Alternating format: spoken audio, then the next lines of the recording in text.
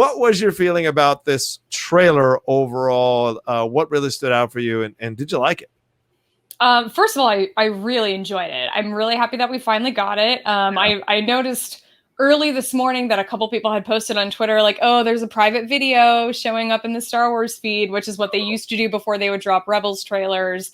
And that I was paying a lot more attention back then because I was just waiting for any hint that I could get of what was to come in coming episodes back when Rebels was airing. And Right. so that was really exciting. I kind of figured at that point that it was coming. And then it dropped, and I don't think I was notified for like 15 minutes or something because I was already at the early beginnings of my workday. Right. And I have to say I really enjoyed the trailer. I think that it was really, really well done. I am super happy that they didn't give really anything away. I mean, we don't really have much idea of what's going to be going on plot-wise.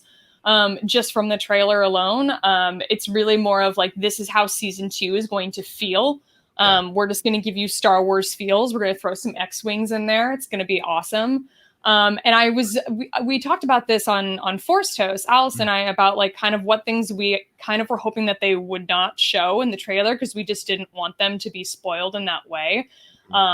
Seeing Ahsoka as one of them. I was very much in the team of, I do not want to see that in this trailer. I want to be watching the show. I want to be surprised when we actually see it. If that is something that in fact happens that we do see in season 2, it seems at this point that that's pretty much been revealed that it's coming.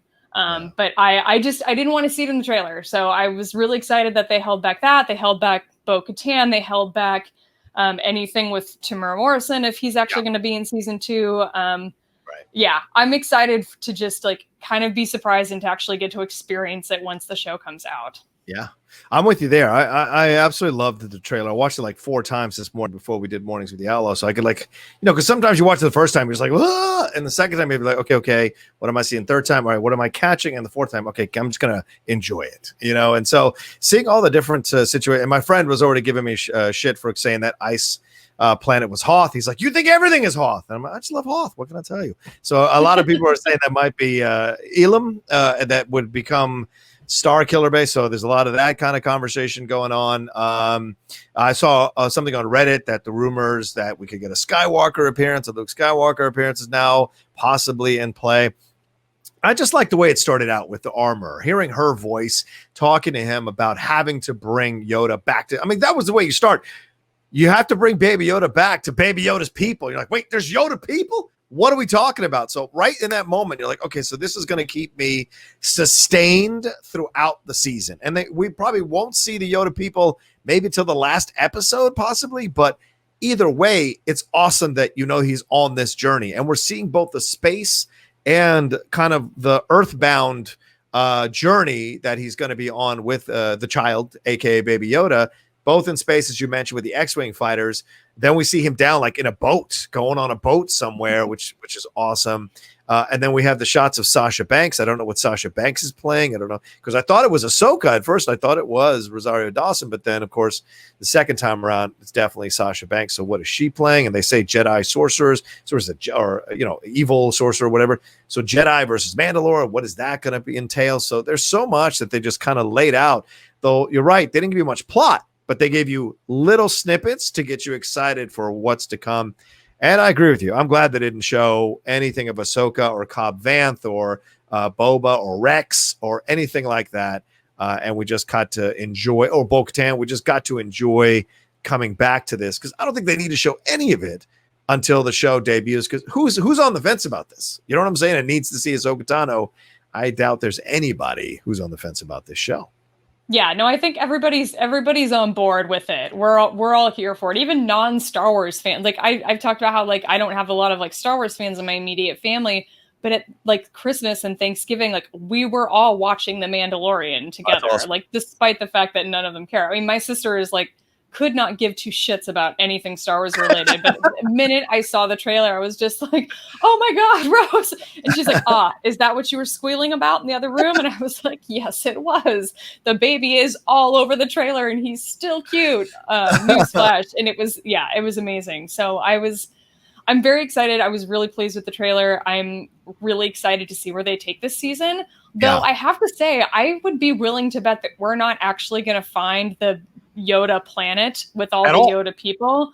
I'm like, I have a feeling that the way that they're going to play this is that they're going to be like other big, like story components that come into play that become like the sort of distraction and are going to take us into a totally different direction. And then maybe in season 3, they're going to be like, oh, hey, remember how we're supposed to like bring the baby back to his people? Like, we should probably get on that. Like, maybe they'll revisit it later. But I'm just like, I'm not ready for that baby to be gone off the show. I'm like, that you cannot lose Baby Yoda. You need to do whatever you can to keep him in the show and to keep him on screen. Not all the time, but just enough so that every time I see him, I can just be like, oh, without having to miss any like plot points, which is exactly how it goes. Am I wrong? Some people are pointing out to me that Baby Yoda tries to speak or tries to say something to the Mandalorian. Did you catch that in the trailer? I did not, but I would be totally down for that. I would hope that they would be smart enough to like hold back on that and like slide it in right towards the end where he just like says his first word or something, and then we're all like,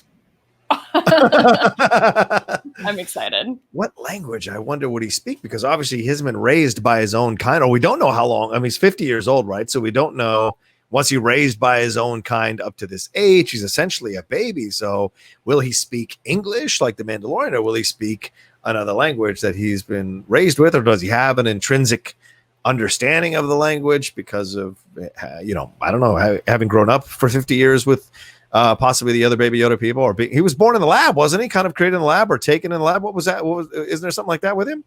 I'm not sure if they've explored it or if we know. I'd be curious to find out. But yeah, at the moment, I think that I really enjoyed, I have to say, the Entertainment Weekly coverage that they did on Mandalorian. They kind of did like the first look, and they talked. I remember Jon Favreau in that article sort of compared it to Game of Thrones. He's like, we're going to make this universe a little bigger. We're going to find some other characters to follow. We're going to follow their story from here, and kind of see where it goes. And I'm happy that they're going to be making the universe bigger, although it does look like we're going to be going to some familiar planets in season 2. And I'm kind of in the part that, that's great that they're going to bring in planets, especially if you're bringing in something like Ilum from the Clone Wars and from Jedi Fallen Order.